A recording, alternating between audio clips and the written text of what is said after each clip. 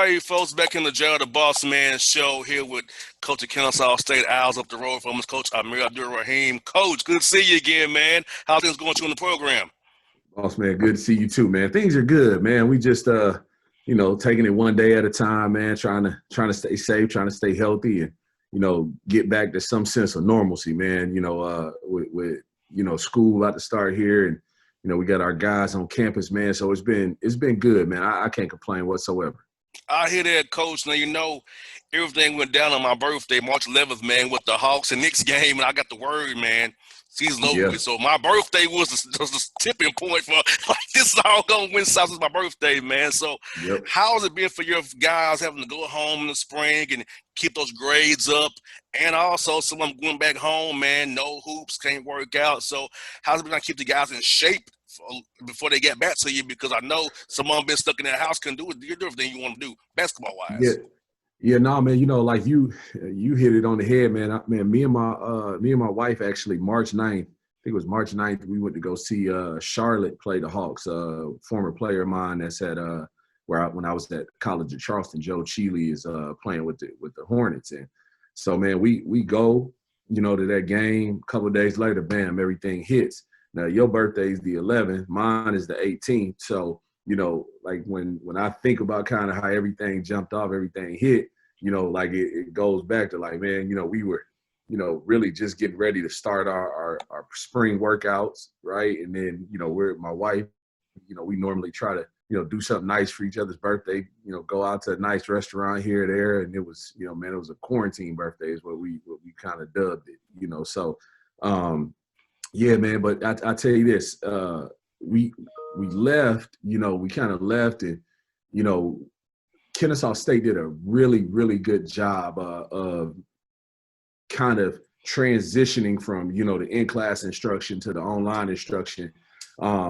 Like in a sense, like, man, kind of flawlessly. President Witten, who's been here, a few years now, her and her staff, they did an unbelievable job just kind of getting everything in place and kind of foreseeing where it was going in a sense. And getting everything in place to the point where I think all the other schools, when they left and they went home, I think it was like a 2-week period or something like that where they were off and then started back up. Man, I think we may have, if we just say we left on a Thursday, we were online ready to rock and roll that following Wednesday, right? So our guys never really got out of sync. They never really got out of the mode of going to class. And Lana Bowman, who's our academic liaison here, she did a great job just kind of keeping our guys on the schedule, right? Because that was the hardest thing is definitely once they got home, like the they dudes could sleep all day if they wanted to. So she kind of did a great job keeping them on schedule. And then the last part of it was while they were away, Jim Carizzi, who's the head of strength and conditioning here, he did a great job of, excuse me, 1 second. No problem. Take your time, brother. It's no problem. Man, he did a great job of they invested in this this app called Team Builder. And basically what he could do was for guys who had like weights or whatever kind of equipment in their house, man, like he could put a workout together for them. If they just had body weight, he could put a workout together for that. And I mean, it turned out, man, awesome, because our guys, they were still able to train a little bit. So, really all the way through June, up until when they got back here after July 4th, they weren't in basketball shape. They weren't in great shape, but at least they had some sense of conditioning because they had been doing that. And he did a great job with it. So that's why I'd say, man, I've been screaming this for a year now is, people don't realize how great this situation up here is and how much better it can be. But a big part of that is the people. Yeah, it's a diamond in the rough up there, man. You in a perfect spot up there at Kennesaw State. Very slept on, but a lot of resources out up there in Kennesaw State, man. It's a gym, and you're building it the right way because once you get everything going the way you need to get going, you're going to be trouble in that A-Sun. Most definitely. Doubt. No, we're excited about it, man. We just finished or I should say finished, but we're in our second week of workouts with our guys. And, man, again, anytime you're taking over something, you expect to have some sort of adversity, you know, and we had a lot of it. Like, I'll be the first one to tell you, we had a lot of it, and but I wouldn't change it for anything, you know, whatsoever. Like, what we went through, we needed to go through, you know, because as we make this turn, which I think we're going to, you know, really, really, you know, make a difference, you know, this upcoming season. You know, people will see why, you know, we didn't budge on certain things. I thought it was times last year, you know, man, we could have, you know, not looked at this, or, you know, not held somebody accountable on that, and maybe won 2 more games. But man, like, I mean, it ain't no difference between 1 game and 9 games. We all at home in March, so it, you know, it don't matter. But this group we got here now, man, I'm excited about them. You know, these dudes, they love the gym. They're building real relationships with each other, and that's the start. Loving the gym and real relationships, and you know, whatever happens after that, man, you know, that's on us, and we'll do our job. And that's the mark of a good coach, man, because, you know, you can easily let a guy get away with something just to get a frivolous win here. It may look good for the moment, but if you're setting the wrong habits and starting bad examples, man, guys think, oh, he did. I want to close out here. I ain't got to set the screen right here. I can load from defense here. So setting those good habits now is not going to make you better here in year 2, 3, and 4 down the road, as long as you're at Kennesaw State. Yeah, no doubt. I mean, for me, like when I think about it, I say me, I should say us as our staff. We want to win, but we want to win big, right? You know, like we want to do something that's never been done here. That, you know, man, in a sense, only 68 teams get to do each year, right? And that's go to the tournament. And again, having been a part of those programs and in the past, like I know what it takes, you know, and I know what we didn't. You know, I knew when we were really good, you know, like what we, you know, what our non-negotiables were. And then I know when we were actually pretty good, what we kind of, you know, gave into, and it was a reason why we didn't achieve what we needed to achieve. So we're trying to build this thing to, again, to be something that this community can be proud of. And again, you said it, there's a lot of resources up here, man. It's a lot of, you know, really mom and pop, you know, entrepreneurs that built their businesses, you know, from the ground up, you know. And so I want to take that same approach with our program, because the reason why those businesses are flourishing now, they're not even mom and pop businesses anymore. They're flourishing businesses now, you know, because they built it the right way. They took their time, you know, they weathered the adversity, and they kept pushing through. So, but more importantly, they had the right people, you know, behind them and pushing it, you know, to make sure they could, you know, continue to build it to where it is now, where it's flourishing. Most definitely, Coach. And I love the conference you have. And I got having like guys on your conference on my show, Matt Driscoll, Coach Pujols down, Coach Acuff now, Lipscomb, man. All those guys talk about how you did a great job last year, because they knew what you was facing and said the record don't show the job you really did. And I say you guys are right, because it's tough coming new programs, start from scratch, having to really build some. But just to know that your peers in the conference saw the hard work you was putting in, even though it wasn't wins for you, but they saw it.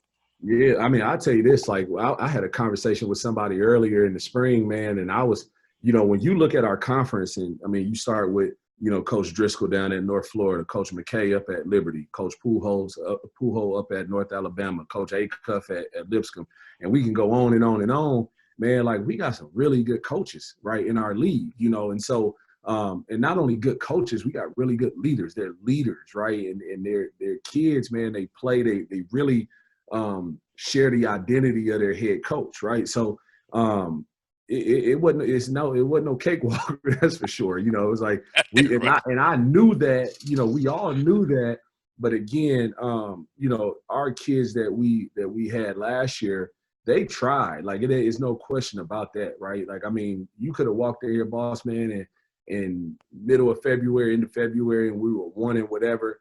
And if you would have watched our practice, you would have been like, man, and these dudes get after it, you know. And so to their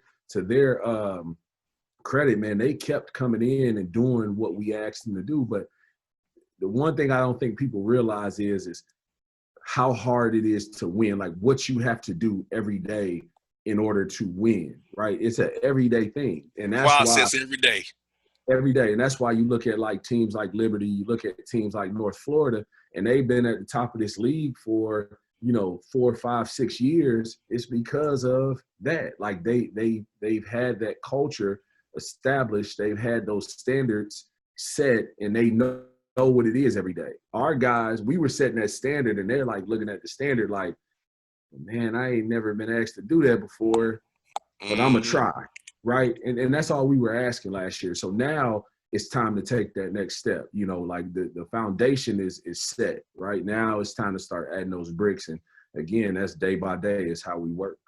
Now, for as non-conference scheduling, coach, I know it's probably been tough this year with the pandemic and teams trying to run the okie doke, splitting it. If it's no fans, this number. If it's fans, this number. That's raising money. I know it's been hard for you, but how's that been going trying to schedule these games, man? Knowing the uncertainty of the pandemic right now. Man, yeah, no. I'll tell you this again. You're gonna hear me say this probably over and over throughout this interview. I'm really a product of the people that I have around me, and so. My staff, man, these dudes, they did a great job really early on, but like way before. I'm talking about last fall, you know, getting the schedule put together, you know, where, you know, we basically had our, you know, what they term guarantee games. We had our guarantee games done like before New Year, right? And so we didn't have to worry about that. And then obviously we inherited the series with Mercer. We inherited the series with Belmont. And we inherited the series with FIU, right? So you talking about that's 6 games right there, and then we go to Wofford in a return from last year. That's 7. So our deal was kind of set. We're really like we didn't really have to you know scurry and find games or anything like that. What was really good was when we did get one of those, well, look, man, if it ain't no fans, we only gonna do this. Like look, there's certain things, man, that are above my pay grade, right? No doubt. Hey, look, man, we gonna get this to legal. Y'all deal with that, man. Like everybody got a legal team on their campus. That's a contract. We ain't got to worry about that. I'm not about to, you know, because I know their coach wasn't gonna sit on the phone with me and say, all right, man, like nah, like I'm gonna let the people who are paid to do those things. Definitely. So, I would, no doubt. No doubt. Well, Coach, you're part of a great organization, man. CoachesForChange.org. I talked to Cliff Warren just a few minutes ago before I got on the phone with you here. I talked to Carmen Massarello a week ago about it, man. Talk about this organization you're part of that Carmen put together and what you guys are trying to accomplish, man. Man, I tell you this, Carmen did an unbelievable job. I think it kind of started, man. We were on a town hall meeting this, you know, two and a half months ago. You know, right after George Floyd, the incident with George Floyd where he was murdered, right? And maybe about a day later, you know, I got an email or a text from Carm like, hey, man, I'm thinking about doing this. Would love for you to be a part. I say, man, say no more. Let me know what you want to do. And so it really started out, Bossman, is like, man, let's get on here. Let's talk about what we're doing with our respective teams to, you know, kind of help them through this time. And it kind of morphed into this Coaches for Change. And so now, you know, it went from, it started out with like 42. It's like up to 110 coaches now or something like that. And, you know, it's built on our 4 E's basically. It's engage, educate, empower, and evolve. And when we talk about those 4 E's, and we're starting at in a place where we can control. We're not trying to go take over the world, right? Like right away, you know, we're starting right at home with our own teams, right? And so the first thing that we all wanted to do was we wanted to get all of our players registered to vote. The thing that's crazy about it is maybe a week before that, I actually had Trey Murrow, who's my director of player development, start working with our guys to get them registered to vote. Not only that, but we wanted to get them educated on the candidates as well, not just going in there to click Republican or Democrat, right? To actually understand who's running on what and how they're going about it. So now what we've done is we've kind of incorporated the Coaches for Change piece into it. And so each one of my kids, I'm almost sure that they follow us on social media. I'm almost sure they've visited the website. And when you go to the website, man, like, again, a lot of times of engaging is not just, or where people don't engage is because they either don't have an awareness or they don't want to have an awareness, right? Right. So either don't have an awareness or they don't want to have an awareness, right? And so we're in this time now where we're trying to get everybody again engaged but aware, right? And I just share this with you real quick. On our team, we have 15 guys, okay? 14 of them are Black.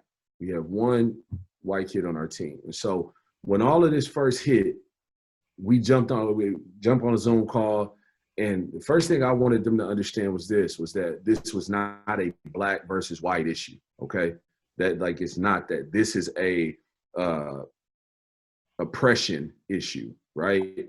And oppression comes in many forms. Oppression comes in many shapes. Oppression comes in many colors. Let's just keep it 100, right?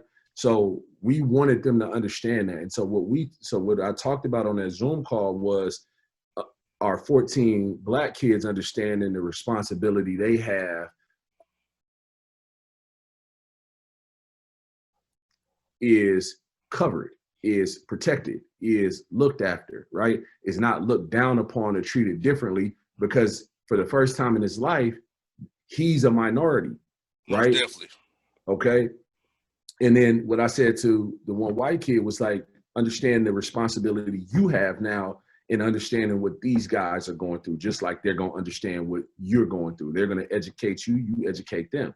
And that's where, again, when so now we engaged that group for them to be aware of each other. Now it's time to educate them, right, on why it's important to vote, why their vote counts. Like most of them, like most kids, I can remember when I was 18, 19 years old, I'm like, man, my vote ain't gonna count for nothing. Like that was the ignorance behind it, because I hadn't been educated on it, right? So now we're educating them on why it's important to vote, right? Why it's important that your voice is heard. That's why we had Trey get the information on each candidate, right? To help them understand what those candidates are running on and how it affects them, right? That way, now when you go in there, you're not just voting for the person that, like, that's against the president, right? And I don't use his name very much, but you don't. Same here, right? And that's just me, right?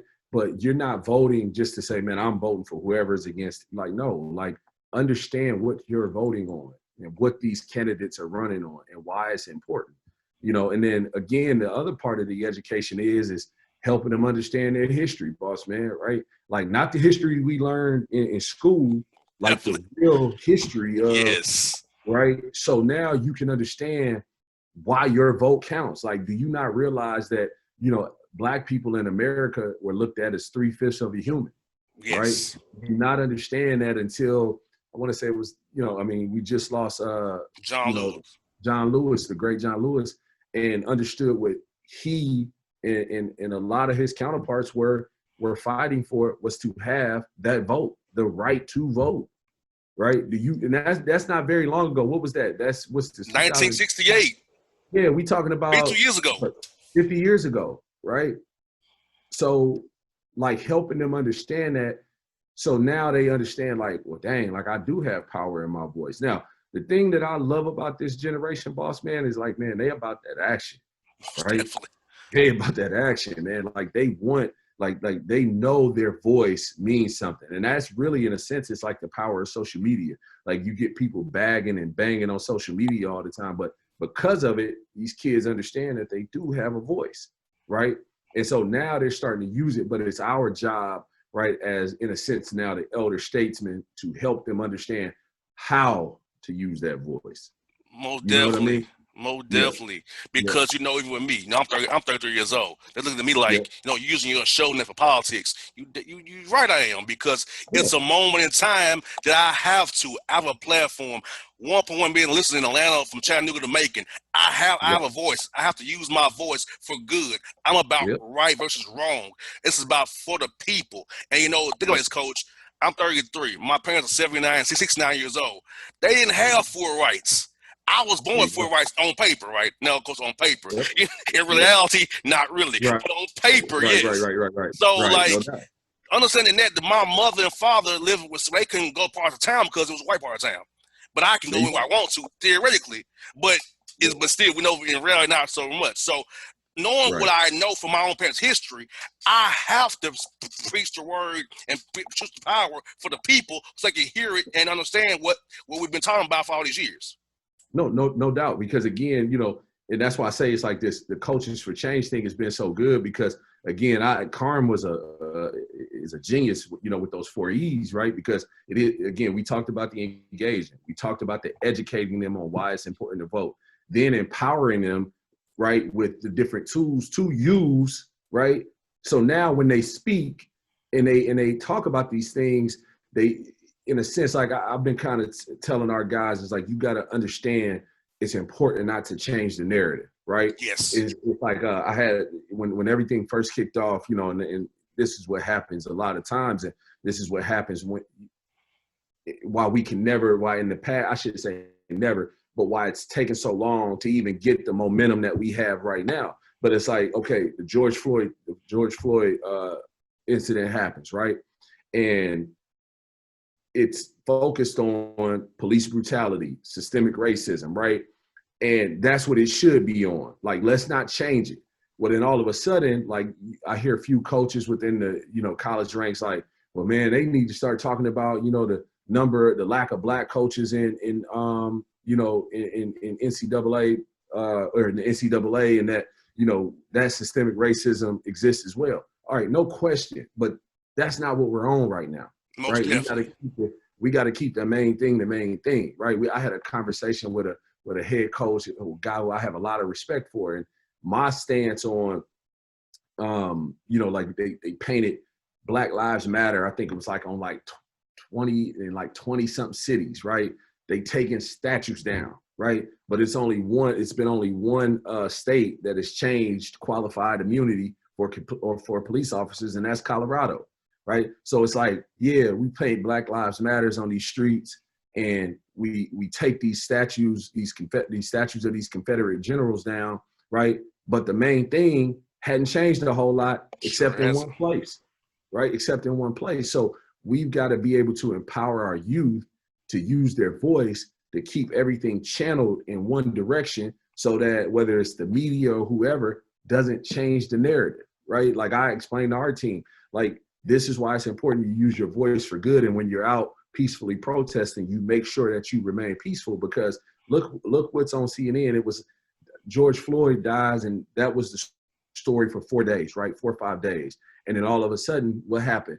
The rioters, right, started.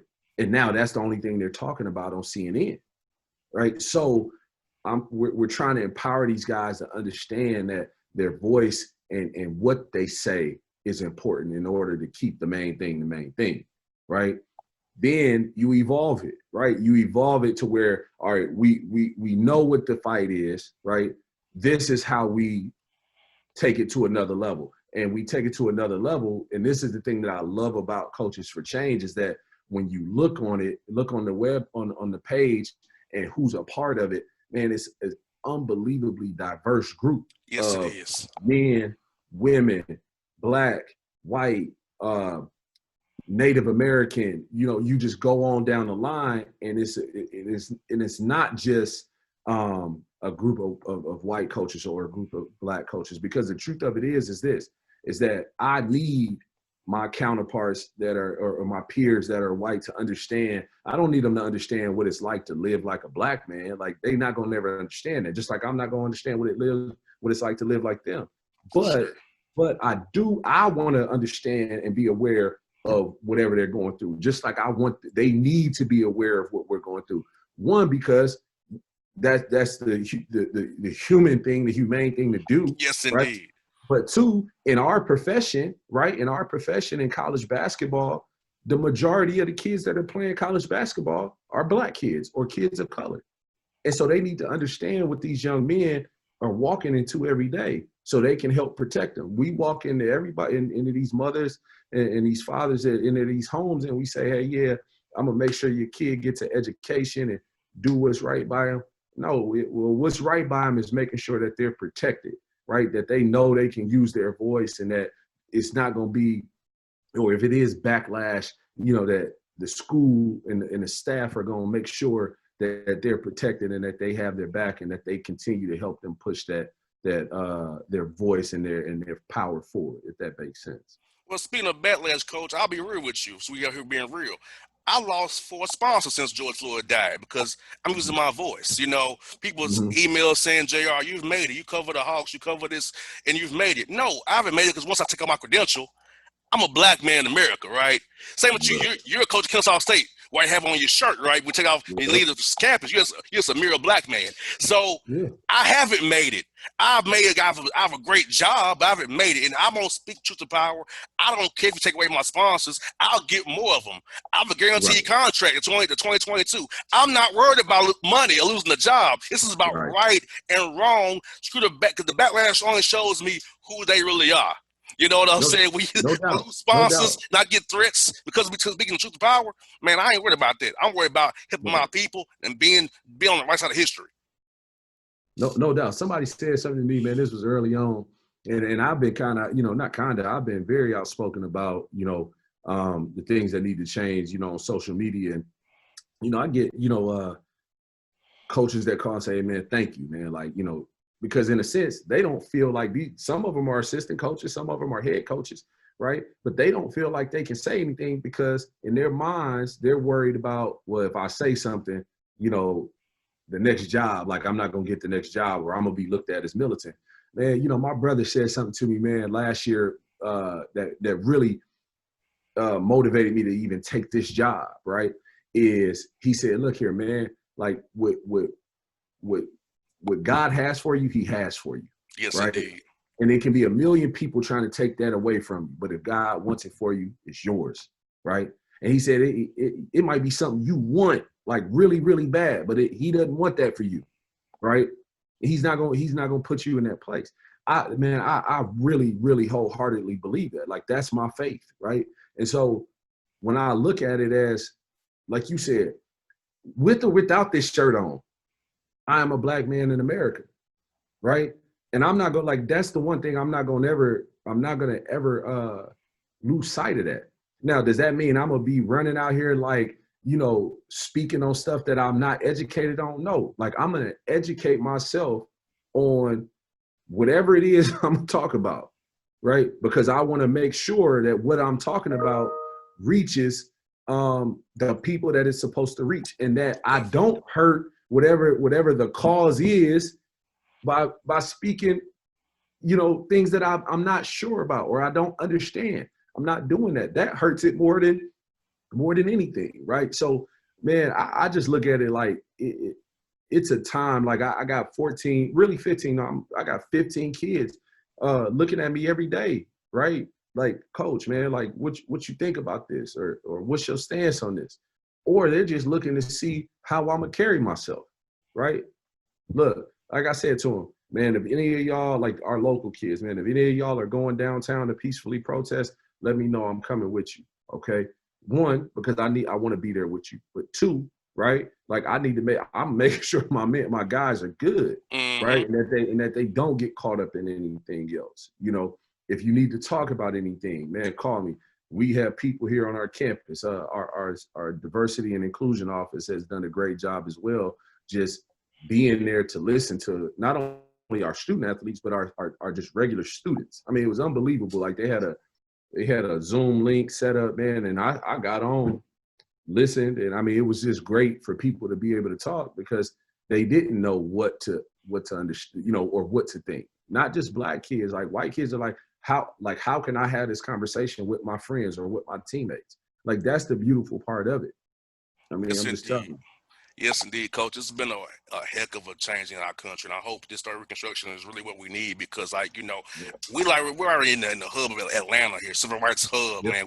We have opportunity to make a change with a lot of people. A very diverse city, getting that more diverse by the moment. Georgia's getting more diverse by the day. So I feel like with your platform, our platform, Cliff Warren's platform, we have opportunities to help this community grow and move forward for years to come. Like John Lewis will say, make good trouble. Yep. No, make good trouble, no doubt, man. And again, my biggest thing is this, kind of going back to when all this started, and somebody, a coach said, like, man, I think you got to be able to have one, man, and for people to listen to you. And I was like, so somebody's record you know, gives them the right to speak on something, like, man, that don't even sound right. Like, that sounds is actually backwards, right? Like, who you are is who you are, right? Most definitely.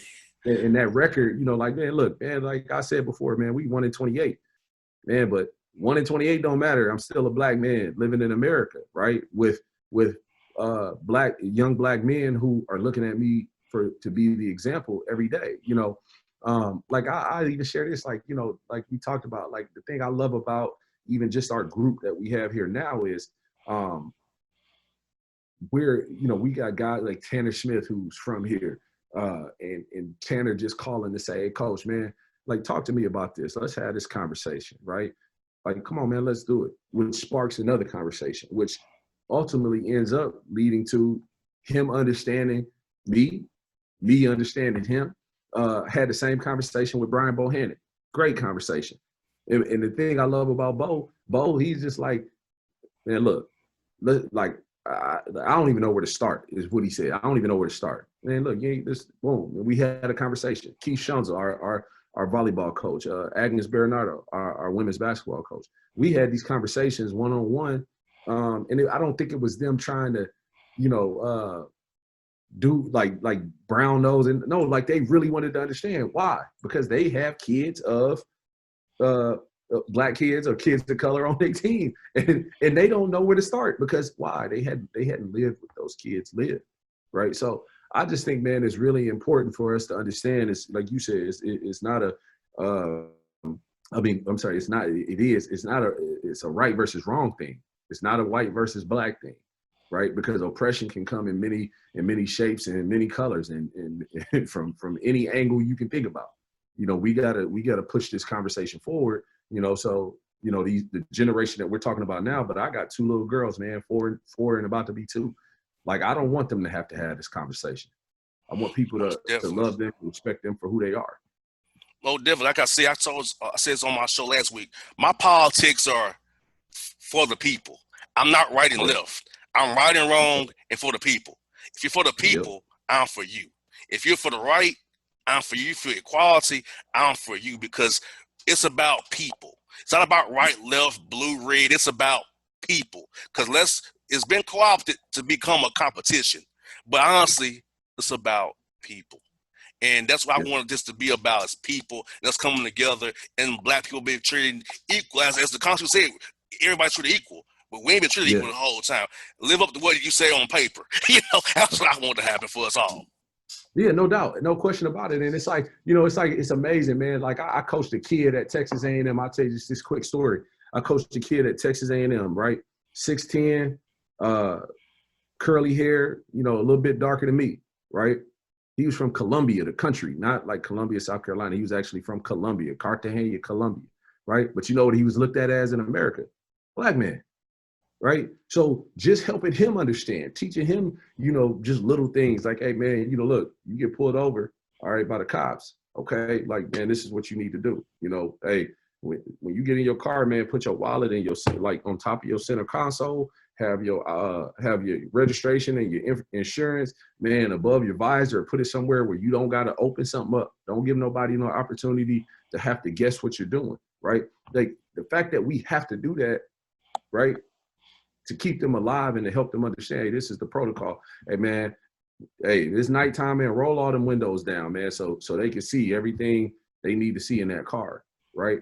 Like, so I just think it's one of those things where, you know, equality, again, it's not a black and white thing. Equality is it's a human thing. Yes, you know, indeed. like, it is a human thing. Again, I'm gonna go back to this Coaches for Change. It's the thing I love about it. You know, the fact that we were able to, the fact that there were just as many women coaches that wanted to be a part of it as men coaches, right? Like, I'm not saying this to brown nose or to gas nobody up, but like, man, the ideas and the thinking of a woman is so much stronger than the ideas and the thinking of a man, right? Like, because they can think soundly, right? Like, I know me, like, I'm like looking over here and I'm looking over here trying to figure out, you know, all right, man, what's going, but no, like my wife, she'll, you know, hey, let's think about it like this. And I sit there for a second, boss man, I'm like, man, you know what? It's good point, right? So, but just like black people hadn't had a whole lot of equality in this country, women had a whole lot of Most definitely. equality, right? So I don't like we talked about when we first got together, Carmen. I was like, look, man, like we're talking about right now, like it's no inclusion is like we like this deal with Coaches for Change, like we got to have inclusion, you know, from everybody. And the thing I loved about it, again, everybody's like, nah, no question. It wasn't about who gets the credit, right? I'm sure when you talk to Carm, he wasn't like He wasn't. right? Right? Like I'm telling you, that's why I think the dude is really good, man. Like he's really good. That's why this Coaches for Change piece, I mean, I think it can be a game changer. I mean, you talking about from Georgia to New York to Vermont to California, it covers the entire country, right? And think about how many students. I think it's something. I think we almost got every conference in the country between men's and women's covered. Like, man, you talking about creating real change now, right? So we just got to continue to do our part, push it forward, understand the platform we had, like you said, and in a sense, keep the main thing. You know, like let's make sure these kids are educated on, you know, everything they need to be in order to make sound decisions and have really good judgment. Coach, you know, I'm going to keep fighting the fight for you, man. If you need me to help you all any kind of way, Coaches for Change or at Kennesaw State, come talk to your players, man. I'll do it because it takes all of us to come together to make this change, Coach. And I know together we all can accomplish the same goal and get this thing going in the right direction. Finally get over the goal line and get the right score for us. Get it where we all on the same page, hopefully, Coach. Absolutely, man. We're going to keep doing it. And again, like I said, man, or like you said, I should say, man, it's about people. You know, keep putting good people around us, man, and we keep being good people, you know, and fighting a good fight, man, where it's going to get to where it needs to get to. Because again, like I said, man, we got a generation, man. They got good energy, man. They're about that action. So we just got to do our parts by, you know, pushing and helping them push their voices forward and using it for good. Well, there were Coach Amir. Thank you for your time today, my brother. This has been great to have a conversation with you, man. Hope to see you real soon, man, and come up there and catch you guys, man, in action, man. Man, come check us out, man. Come check us out. All right, Coach, you be good, brother. I'll talk to you real soon, man. All right, dog. Be good, man.